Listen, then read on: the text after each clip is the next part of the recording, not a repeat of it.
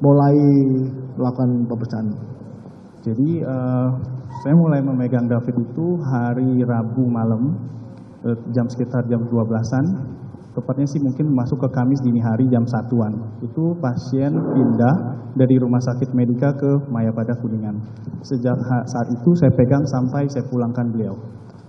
Baik, jadi ketika tiba itu langsung masuk ke IGD atau masuk ke ruang rawat?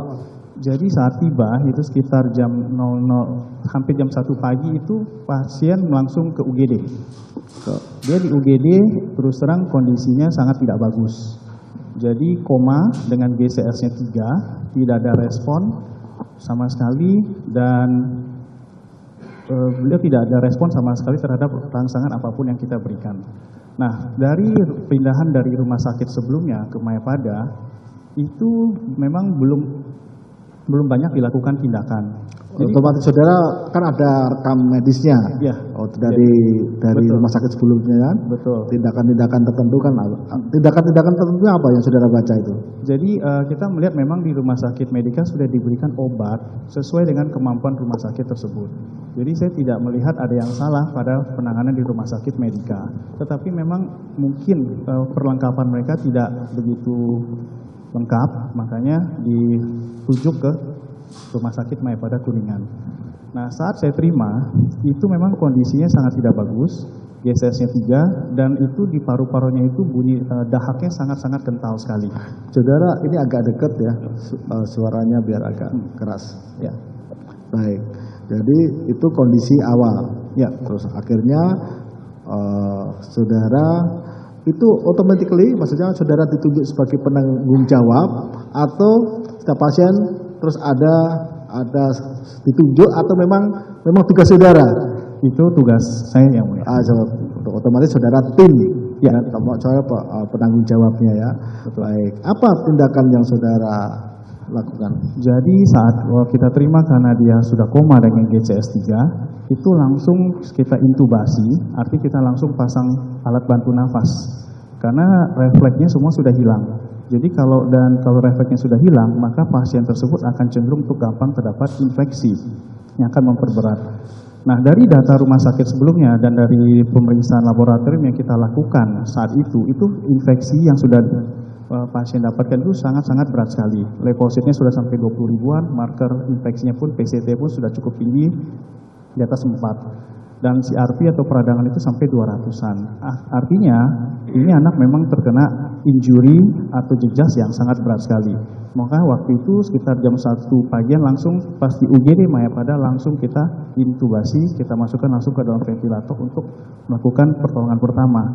Nah, begitu sudah kita pasang intubasi dan ventilator, langsung kita CT scan dan kemudian itu langsung pindah ke ruangan ICU segera. Nah, di ICU itu kita lakukan resusitasi, kita memperbaiki semua jalan nafas, tanda-tanda vitalnya, dan ternyata memang itu infeksi parunya menjadi faktor kedua yang memperberat di luar daripada trauma yang dia alami sendiri. Ada infeksi paru? Ya, infeksi paru. Karena pasien kalau koma, dia tidak memiliki refleks batuk. Otomatis dia tidak bisa mengeluarkan dahak. Nah, akibatnya kita harus pasang ventilator untuk kita mengevakuasi dahak sebanyak mungkin yang ada di paru-parunya.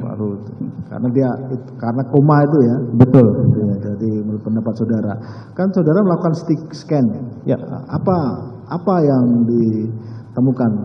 Nah, jadi CT scan itu kita ulang. Jadi pertama sekali CT scan di Medika sudah dilakukan, tanggal 23 itu kita ulang CT scan dan tanggal 24 saya MRI. Nah, memang tidak didapatkan ada tanda-tanda perdarahan, tidak ada ditemukan adanya retak. Tapi justru itu yang membuat kita lebih khawatir. Berarti ini masuk ke dalam kategori diffuse axonal injury. Apa itu maksudnya? Jadi kalau orang mengalami cedera kepala berat, itu tidak didapatkan adanya tanda-tanda perdarahan di otaknya, berarti itu semua kabel yang ada di otaknya itu robek. Makanya kenapa itu menjelaskan kesadaran itu GCS itu sampai 3 atau koma berat. Nah, kemudian tanggal 24 itu kita MRI untuk melihat lebih jelas lagi apa yang terjadi di dalamnya. Benar nggak ini diffuse axonal injury atau bukan? Ternyata benar karena didapatkan ada bercak putih pada MRI tanggal besok harinya itu di daerah beberapa area otak. Saudara bicaranya agak pelan-pelan ya, ini kasihan yang nyatat juga. Gitu. Ya, baik, yuk silakan lanjut. Gitu. Nah, jadi hasil MRI-nya itu menunjukkan ada bercak di putih di daerah otaknya, di daerah otak besar 1 dan di daerah corpus callosum. Corpus callosum itu adalah jembatan yang menghubungkan antara otak kanan dan otak kiri. Ini juga yang nanti akan menjelaskan kenapa anak ini tidak bisa 100% Yang bercak putih itu di jembatan yang menghubungkan antara otak kanan dan otak kiri. Betul, namanya corpus callosum. Di tengahnya atau di tengah otak.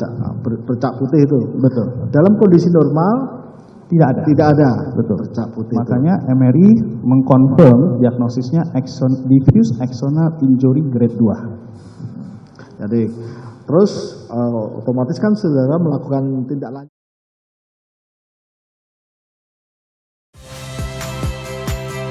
Saya Magister Tarigan. Saksikan program-program Kompas TV melalui siaran digital, pay TV, dan media streaming lainnya. Kompas TV, independen, terpercaya.